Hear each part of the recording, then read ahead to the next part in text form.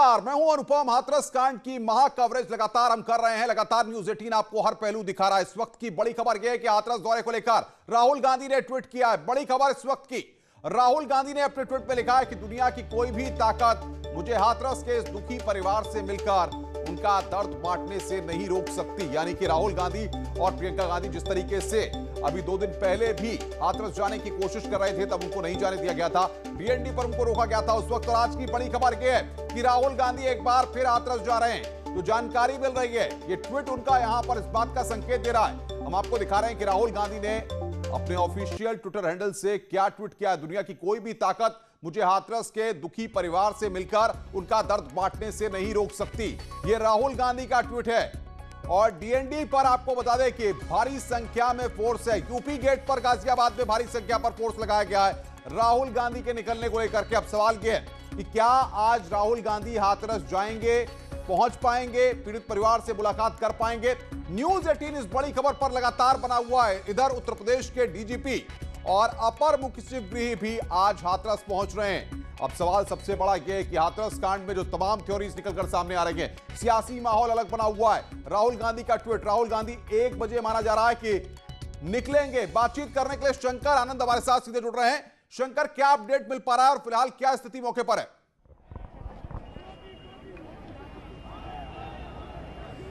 देखिए, इस वक्त में मैं डीएनडी पे हूँ। डीएनडी यानी कि दिल्ली से जो रास्ता जाते होता है, उत्तर प्रदेश का जो बॉर्डर सटता है, वहाँ पर डीएनडी है। और यहाँ पर मैं दिखाना चाहूँगा, ठीक देखिए, जहाँ दिल्ली का जो बॉर्डर जहाँ पे समाप्त हो रहा है, वहाँ पर आखिरी बैरिकेडिंग की गई है। और वहाँ पर जो ट्रैफिक का हाल है, वहाँ से ट्रैफिक धीरे धीरे स्मूथ होते हुए एक एक गाड़ियों को छोड़ा जा रहा है। राइट साइड में हमारे वीडियो जर्नलिस्ट प्रकाश दिखाएंगे किस तरह से देखिए एक एक गाड़ियों को छोड़ा जा रहा है। और एक एक गाड़ी को चेक करने के बाद, उसके बाद जो आखिरी बैरिकेड्स यहाँ पे देखिए, यहाँ पर देखा जा रहा है। और जिस हर गाड़ी को चेक करने के बाद उसके बाद यहां से जाने की इजाजत दी जा रही है। यानी कि पूरे तफ्तीश करने के बाद, पूरा जांचने परखने के बाद ही आगे जाने की इजाजत दी जाएगी। और इसके लिए यहां पर डीएनडी पे किस तरह से यहां सुरक्षा व्यवस्था है, उसको आप देख सकते हैं। यह तमाम जो महिला जवानों के साथ साथ महिला अधिकारी है, इसके साथ साथ उत्तर प्रदेश के पुलिस जो है यहाँ पर डिप्लॉयमेंट किए गए हैं। उसके बाद यहाँ पर एक और मैं दिखाना चाहूंगा, आप कोशिश करिए पुलिस के अधिकारियों से बातचीत करने की। वहां पर जो अधिकारी है, क्या इस बार राहुल गांधी को रोका जाएगा? प्रीति हमारे साथ बनी हुई है। प्रीति, वहां की क्या तस्वीर है, क्या अपडेट्स मिल पा रहे हैं आपको? बोलो, तू भी बोल, हल्ला बोल, बोल प्रियंका, हल्ला बिल्कुल। मैं समय डीएनडी पे हूं और सबसे जो खास तस्वीरें हम आपको अपने दर्शकों को दिखाएंगे। कांग्रेस के कार्यकर्ता डीएनडी पे पहुंच चुके हैं। आप ये देख सकते हैं कि कांग्रेस के कार्यकर्ता धीरे धीरे करके डीएनडी पे पहुंच चुके हैं। और यहाँ पर यूपी पुलिस के नारे लगा रहे हैं, यूपी पुलिस मुर्दाबाद के नारे लगा रहे हैं। बस कुछ ही देर में राहुल गांधी और प्रियंका गांधी यहाँ से निकलेंगी। कार्यकर्ता हमारे साथ मौजूद है। ये बताइए, राहुल जी संसद में आप लोग आए हैं, धारा 144 लागू है। आपको पता है धारा 144 लागू है? आपको पता है धारा 144 लागू है? फिर आप लोग यहाँ से निकलने के लिए हाथरस आने की कोशिश क्यों कर? हम धारा 144 नहीं, ये कोई सी धारा लगा लो, 1044 लगा लो, लेकिन न्याय के लिए हम आगे बढ़ेंगे। हम हर दफा तोड़ देंगे जब वो कानून तोड़ रहे हैं प्रशासन, यहाँ का शासन अगर कुछ नहीं कर रहा है। राहुल गांधी निकलेंगे, कितनी देर में पहुंचेंगे यहाँ? 1 बजे आएंगे, 1 बजे। प्रियंका गांधी भी साथ में, प्रियंका गांधी भी साथ में। आज पिछली बार आप लोगों को नहीं जाने दिया गया था, यमुना एक्सप्रेसवे पे रोक दिया गया था। इस बार अगर ऐसा होता है तो क्या करेंगे? अंग्रेजों ने भी ऐसे ही गांधीवादियों को रोकने की कोशिश की थी। और ये काले अंग्रेजों के दलाल गोडसेवादी आज फिर गांधीवादियों को रोकने की कोशिश कर रहे हैं। बच्चियों के साथ बलात्कार हो रहा है। आप जैसे कांग्रेस के कार्यकर्ता बिल्कुल प्रीति, तो कांग्रेसी पूरी तरह से जोश में बता रहे हैं कि थोड़ी देर में राहुल गांधी वहां पर पहुंचेंगे। बने रहिए आप। शंकर बने हुए हमारे साथ। शंकर, क्या अपडेट्स मिल पा रहे हैं, कितनी देर में राहुल गांधी निकलने वाले हैं और क्या पुलिस के अधिकारियों से कोई बातचीत हो पाई है?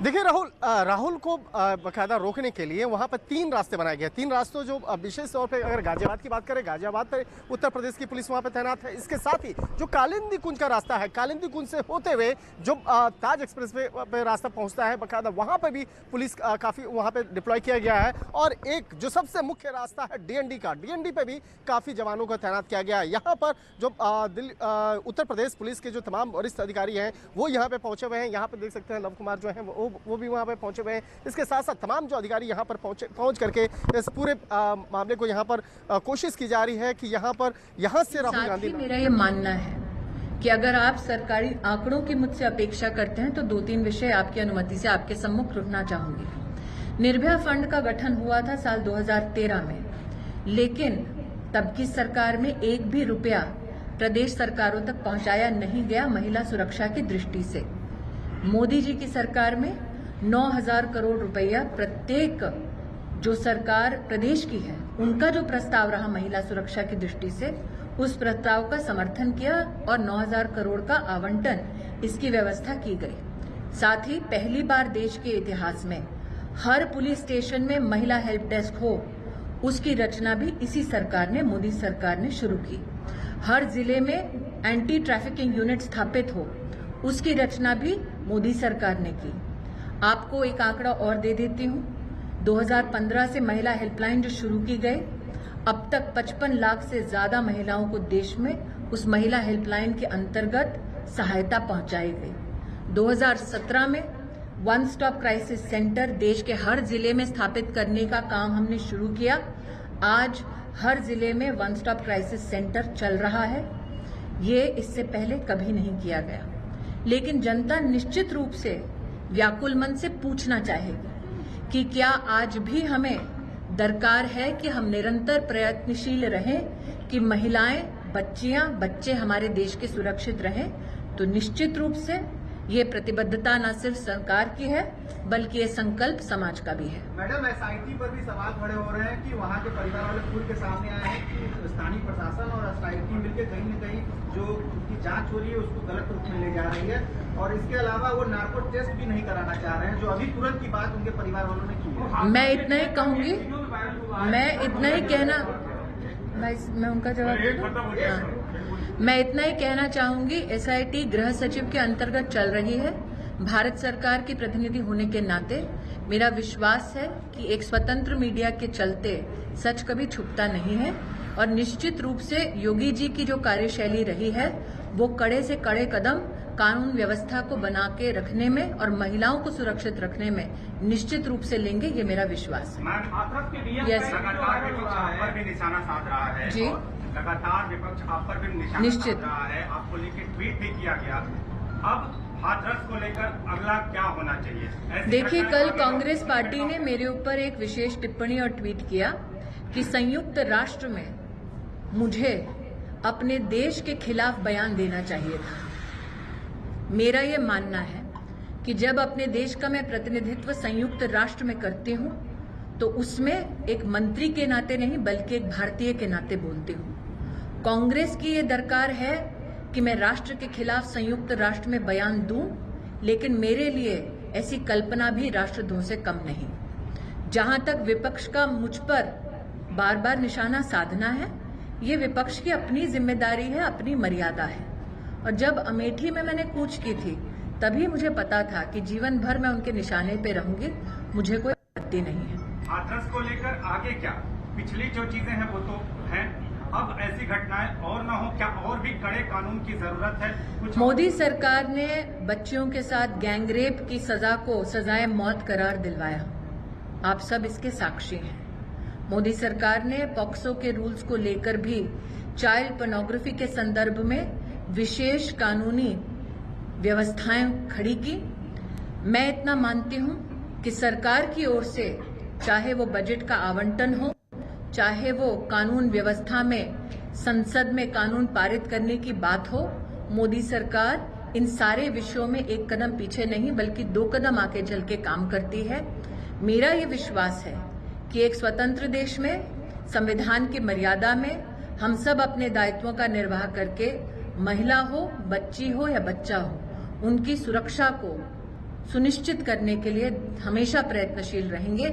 मैं आज भी कह रही हूं कि संवैधानिक पद पर रहकर मैंने न राजस्थान पर टिप्पणी की, न बंगाल में एक्टिव केसेस पे टिप्पणी की, न ही किसी और प्रदेश के उस पे टिप्पणी की, लेकिन मुख्यमंत्री योगी आदित्यनाथ जी से निश्चित रूप से चर्चा की है और आश्वासन पाया है कि पूर्णतः न्याय होगा। और आज जो एक महिला पत्रकार ने पूछा कि क्या मात्र महिलाएं इस बात से कहीं ना कहीं क्रोधित हैं। मैं इस मंच पे जितने पुरुष भाजपा के कार्यकर्ता बैठे हैं उनकी ओर से भी आपसे कह सकती हूँ कि चाहे वो भाजपा का पुरुष कार्यकर्ता हो या देश का सामान्य पुरुष, हम सबका ये संकल्प और अभिलाषा है कि देश की महिलाएं सम्मानित हों और सुरक्षित रहें। मैडम, क्या पीड़ित परिवार के साथ नार्को टेस्ट होना चाहिए? एक क्वेश्चन। आजमगढ़ की एक लड़की जो है बलात्कार के मामले में ट्रामा सेंटर आई थी, लेकिन यहाँ से किसी भी भाजपा के नेता या कार्यकर्ता ने मिलने की कोशिश नहीं की उस पीड़ित लड़की के परिवार से या पीड़ित लड़की से। आजमगढ़ का जो केस आप मुझे बतला रहे हैं, जैसे कि मैंने आपसे कहा, मेरी संवैधानिक मर्यादा ये है कि मैं प्रदेश में हस्तक्षेप नहीं कर सकती, लेकिन निश्चित रूप से मेरा ये मानना है, चाहे वो कोई राजनेता हो, चाहे वो कोई व्यक्ति विशेष हो, चाहे वो संगठन हो, महिला तक मदद के लिए पहुंचे, राजनीति के लिए ना पहुंचे। मैडम, एक सवाल ये है कि निर्भया कांड में पैसे के आवंटन की बात आपने की, 9,000 करोड़ रुपया लगभग सभी प्रदेशों में, लेकिन अभी तक उसका पैसा कहीं खर्च नहीं हुआ, कहीं उसका। प्रदेश की सरकारें, एक बार भारत सरकार जब पैसा सुनिश्चित कराती है तो किस प्रकार से खर्चा करती है वो प्रदेश की सरकार का अधिकार है। आप अगर ये मानते हैं कि मैं प्रदेश, चाहे वो किसी का भी प्रदेश हो, किसी भी राजनीतिक दल का प्रदेश हो, उनके अधिकारों का हनन करूंगी, तो मुझे लगता है। स्मृति ईरानी को आप सुन रहे थे और हाथरस कांड पर न्यूज 18 अब सनसनीखेज खुलासा करने जा रहा है। इस वक्त सनसनीखेज खुलासा हम करने जा रहे हैं। हाथरस के मामले में सीएम योगी के खिलाफ बड़ी साजिश रची जा रही है। न्यूज 18 के हाथ एक ऑडियो लगा है, इसमें पीड़ित परिवार को भड़काया जा रहा है। बड़ी खबर इस वक्त की, उन्हें किसी कीमत पर समझौता न करने के लिए कहा जा रहा है। पीड़ित परिवार के साथ बातचीत का यह ऑडियो है जो न्यूज 18 यहां पर अब सुनाने जा रहा है। साजिश का यह ऑडियो सबसे पहले आप न्यूज 18 पर इस सनसनीखेज खुलासे में सुनेंगे कि ऑडियो में किस तरीके से 25 लाख की जगह 50 लाख का मुआवजा दिलाने की बात हो रही है। यानी कि सियासी बूझ इस तरीके से पूरे मामले में आ रही थी, वो यहां पर सामने आ रही है। सुनिए आप। चालू कर लो। क्यों फोन क्यों ना उठा रहे? अरे समझा रहे हैं कि हमारे बात कर रहे हैं। वो कह रहे हो? देखो मम्मी ये फोन दे रहे हो कैसी करके साथ बात होता, कोई बात होता। अरे जी किस्त कर तो फिर मम्मी ने जिना किस्त आज की किस्त हम पे आए कि जे खड़े किस्त में कहने का मम्मी से बात कर दी। वो बात कर रही है क्या ये तो तुम्हारे तो के तीनों के फोन स्विच ऑफ जा रहा है, कौन लगे रहे ना फोन काऊ का नंबर खाओ तो दे तुम्हारा फोन हालता स्विच ऑफ है जाता। हाँ वो स्विच ऑफ ना होगा, मैं चालू कर लो। बात करनी जरूरी मम्मी से, उनका किस्त सवेरे से किराना खा लेगा, सवेरे तक फोन लगा रहा हूँ, फोन स्विच ऑफ जा रहा है। अच्छा कह रहा हूँ जे ना फैसला मत करिए काऊ आदिए तो थे। हाँ तो रमी चाचा ने फोन आओ वे कह रहे लली बिनती मैंने कहती हुई काऊ आलियते फैसला ना कर ले। हाँ और बेहू आया रहा कहते था राहुल आया रहा हम पर 9 डाम में लगे भाई ना जे आपको राहुल नाम है ना, राहुल आया रहा वो कोई बड़ा मंत्री है वो आम ना दे रहे भाई रोक ही लो 9 डाम में और प्रमसा और भूगा पैदल आया रहा मंत्री लड़ाई झगड़ा पुलिस वाले ने रो रखी। कौन करो टीवी पे दिखाया रहा सवेरे और दिनों का फोन आओ चाहते न कहो मैंने कहती जो कह रहा है कि मोदी कह रहा है 25 लाख रुपया और एक रूम में फैसला कर ले। तो चाचा कह रहा है कि फैसला मत होंगी। एक और हुआ कोई लड़का वो कह रहा है कि 25 के बदले में 50 लाख दोनों पर फैसला ना दोनों में। कोई नेता है ना वो मने कर दो जो करो फैसला ना होगा साहू वाले के फैसला मत होंगी मने करती हूँ।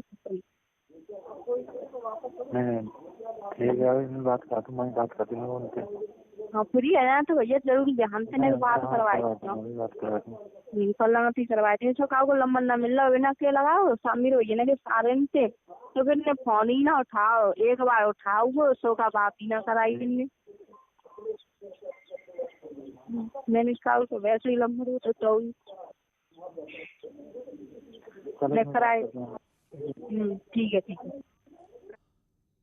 तो इस ऑडियो के खुलासे के बाद यह जरूर है कि इस ऑडियो के बाद साजिश की जो बू आ रही है वो कहीं ना कहीं कांग्रेस पार्टी को कटघरे में खड़ा करती है।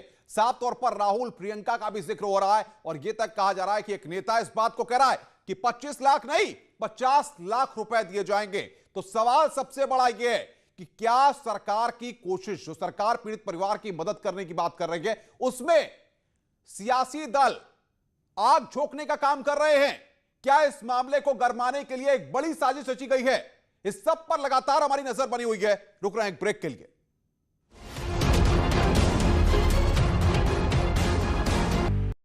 कुछ दूर, कुछ सबसे कोसों दूर, रिवायत सी है सबकी खैरियत जानना। सबकी नजरों से ओझल हैं जो, उनकी खबर छानना। इसलिए देखता हूं न्यूज़ 18 इंडिया। पहुंचे वहां कोई न पहुंचे जहां, दिखाए वो कोई दिखाए न जो। अब तो घर में बैठना आसान नहीं है, पर सच ये भी है कि जान है तो ही जहान है। आप खामोशी से करते रहिए कोरोना पर वार।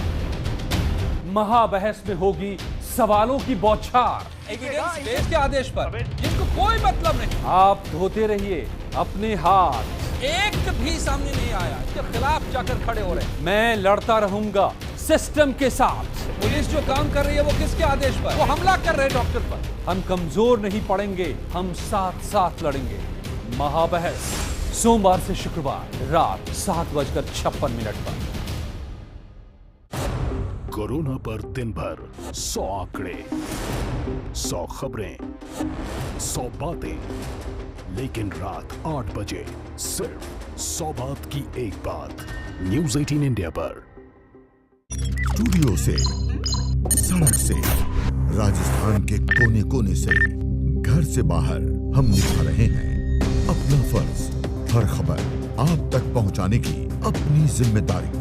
घर पर रहकर कोरोना के खिलाफ जारी जंग में आप दीजिए हमारा साथ। देखते रहिए मारो राजस्थान। न्यूज़ 18 इंडिया आपका पसंदीदा नेशनल न्यूज चैनल उपलब्ध है टाटा स्काई के चैनल नंबर 519 और एयरटेल के चैनल नंबर 318 पर। कोरोना की हर खबर देखते रहिए न्यूज़ 18 इंडिया पर। घरों से शहरों तक की हर पल की हर खबर न्यूज़ 18 के रिपोर्टर पहुंचाते हैं आप तक, ताकि तेजी से फैलते कोरोना की मिले आपको फास्ट अपडेट। देखिए यूपी एक्सप्रेस 100 सिर्फ न्यूज़ 18 उत्तर प्रदेश उत्तराखंड पर। हर गांव देखेगा, हर शहर देखेगा, खबरों का शतक। कोरोना से प्रदेश की लड़ाई की ताजा जानकारी रोज सुबह शाम। कोरोना 100 सिर्फ न्यूज़ 18 उत्तर प्रदेश उत्तराखंड पर। देश है लॉकडाउन, जनता है लॉकडाउन, पर उनकी आवाज बनकर कोरोना से जुड़ा हर मुद्दा उठाते रहेंगे। भैया जी हैं, पहचान गए आप? मैं सबके लिए क्लैप करता हूं। आप लोग ध्यान रख रहे हैं लोगों का। भैया जी कहें सिर्फ न्यूज़ 18 इंडिया पर। नाम अमीश देवगन, काम सच सामने लाना। आपने भी तो सियासत खेलने के लिए सब कुछ खेल खेला। सवाल तीखे मगर जरूरी भी। क्या आपने भी पॉलिटिक्स करी? मुद्दे जो आपसे जुड़े हैं, राय बेबाक। कोरी सियासत है। आवाज कभी कभी ऊंची कर लेते हैं। हम तो एक्सपोज करेंगे चाहे कोई भी हो, ताकि देश की सबसे बड़ी बहस में आपकी आवाज दब न जाए। देखिए आर पार अमीश देवगन के साथ। स्टूडियो से, सड़क से, उत्तराखंड के कोने कोने से, घर से बाहर हम निभा रहे हैं अपना फर्ज। हर खबर आप तक पहुंचाने की अपनी जिम्मेदारी। घर पर रहकर कोरोना के खिलाफ जारी जंग में आप दीजिए हमारा साथ। देखते रहिए अपना उत्तराखंड। परिवार सा है अपना देश, सभी हैं रिश्तेदार, कुछ पास कुछ दूर, कुछ सबसे कोसों दूर। रिवायत सी है सबकी खैरियत जानना। सबकी नजरों से ओझल हैं जो, उनकी खबर छानना। इसलिए देखता हूं न्यूज़ 18 इंडिया। पहुंचे वहां, कोई न पहुंचे जहां, दिखाए वो कोई दिखाए न जो। अब तो घर में बैठना आसान नहीं है, पर सच ये भी है कि जान है तो ही जहान है। आप खामोशी से करते रहिए कोरोना पर वार। महाबहस में होगी सवालों की बौछार। एविडेंस बेस्ड के आदेश पर जिनको कोई मतलब नहीं। आप धोते रहिए अपने हाथ। एक भी सामने नहीं आया इसके खिलाफ जाकर खड़े हो रहे हैं। मैं लड़ता रहूंगा सिस्टम के साथ। पुलिस जो काम कर रही है वो किसके आदेश पर? वो हमला कर रहे डॉक्टर पर। हम कमजोर नहीं पड़ेंगे, हम साथ साथ लड़ेंगे। महाबहस सोमवार से शुक्रवार रात 7:06।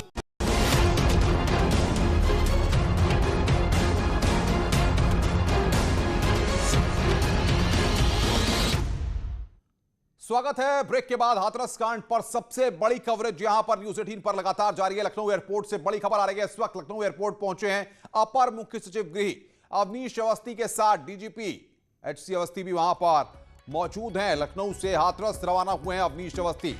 डीजीपी एचसी अवस्थी भी साथ में उनके जा रहे हैं। सीएम के आदेश पर ये दोनों अधिकारी हाथरस भेजे जा रहे हैं। अब सवाल सबसे बड़ा यह है कि जिलाधिकारी पर अब तक एक्शन नहीं हुआ है। जिस जिलाधिकारी ने पीड़ित परिवार को धमकाया उस पर अब तक एक्शन नहीं हुआ है और पुलिस कप्तान को और तमाम अधिकारियों को कल हटा दिया गया। सवाल यहां पर यह है कि ये दो वरिष्ठ अधिकारी आज जा रहे हैं। क्या जिलाधिकारी हाथरस पर एक्शन होगा? क्या कार्रवाई होगी? नए एसपी विनीत जायसवाल ने अपना चार्ज ले लिया, लेकिन सवाल यहां पर यह है जो जिलाधिकारी पीड़ित परिवार को धमकाता है, जो जिलाधिकारी पूरे मामले पर लापरवाही बरतता है, जो जिलाधिकारी मीडिया को वहां पर जाने से रोकता है, उस जिलाधिकारी पर इतनी मेहरबानी का मतलब क्या है? यह सबसे बड़ा सवाल है। एक जिलाधिकारी पर एक्शन क्यों नहीं लिया जा रहा है? अवनीश अवस्थी हाथरस रवाना हो गए। इस वक्त की यह बड़ी खबर। उत्तर प्रदेश के डीजीपी भी हाथरस के लिए रवाना हुए और कुछ ही देर में ये हाथरस पहुंचेंगे। अब इनके सामने भी काफी चुनौतियां हैं। पीड़ित परिवार जिस तरीके से तमाम बातों को रख रहा है, कई जगह इस तरह की बातें आ रही हैं कि नार्को टेस्ट भी नहीं कराना चाहता। अब ऐसे में सरकार क्या कहेगी?